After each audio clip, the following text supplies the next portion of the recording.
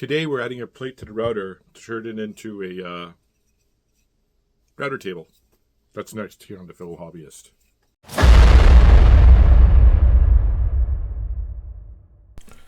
This is a Bosch 1613A EVS plunge router. Weighs about 10 pounds. It's fairly heavy. I purchased it 25 years ago, 30 years ago. It's 2¼ horsepower, 120 volts, 9.7 pounds in weight, and runs at a speed of 11 to 22,000 RPM. Overall, it's a great router. I've used it multitudes of times over the last 25 years, or however long I've had it. So what I want to do is make a small plate for it, maybe 14 by 10 inches. Use that as a table, flip the router upside down in the workshop. I have an attachment now for a small fence where I can attach my vac to it, my shop vac to it. So I've used it with that shop vac attachment, and it creates minimal sawdust. So that's what we're making here, and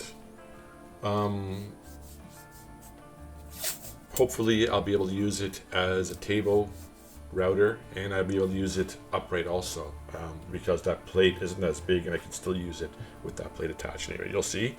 Hopefully this will work. So here's the plate I can attach. It's a piece of acrylic. It's 3/8 of an inch thick. I think I got it from an old monitor or a printer. I'm not sure. I'm pretty sure it was an old monitor I got it from. As you can see, I've cut a piece out to use the acrylic. I wish I didn't, but it is what it is. I'm going to use it like this. I may just cut off that slice, just make it rectangular in shape. Or I may just keep it there, you know, an added aesthetic item. Just some added aesthetics. No, I will see if I cut it off or not. I don't know yet. So anyways, so I plan on attaching that to the bottom, securing that to the base. I need to get the router centered, drill some holes. Router is metric. I believe it's 5mm screws, I believe. So we'll get that centered onto the plate, get the screws in, and see how it works.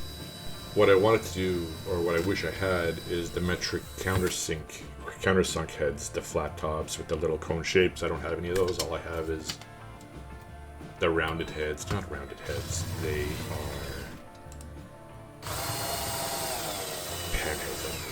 panhead screws. So I'm going to have to make the countersunk hole a little bit deeper than I want. If I had the countersunk heads, the countersink hole wouldn't be as wide, but it is what it is.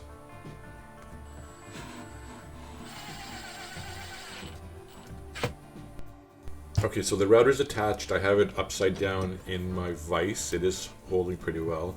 I wish I had, I'd like to have one of those small trim routers, the ones that are about 4 inches in diameter, instead of this 10-pound behemoth.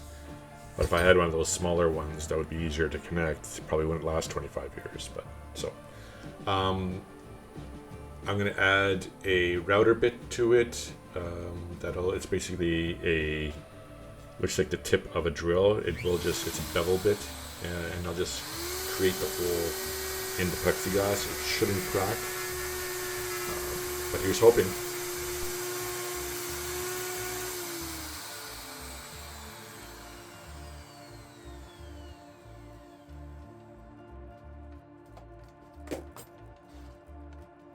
Let me just show you something here. When we have a router upside down, the blade is turning in a counterclockwise direction, like so. Therefore, we want to go into the rotation of the blade. Therefore, when it's upside down, we want to go right to left. Okay, here's my fence with the attachment for the shop vac. It's basically 2 squares or 2 rectangles cut on the side and the bottom of the fence. It's a little bit long here. It's from my old router table. I'm going to cut this down here to fit this mini plate that I made. The back, again, the shop vac attachment, I've just sealed off the back of the fence and just put a hole in for this ABS pipe to get into. I had to add some tape, some painter's tape, just to make it fit for it to be nice and secure.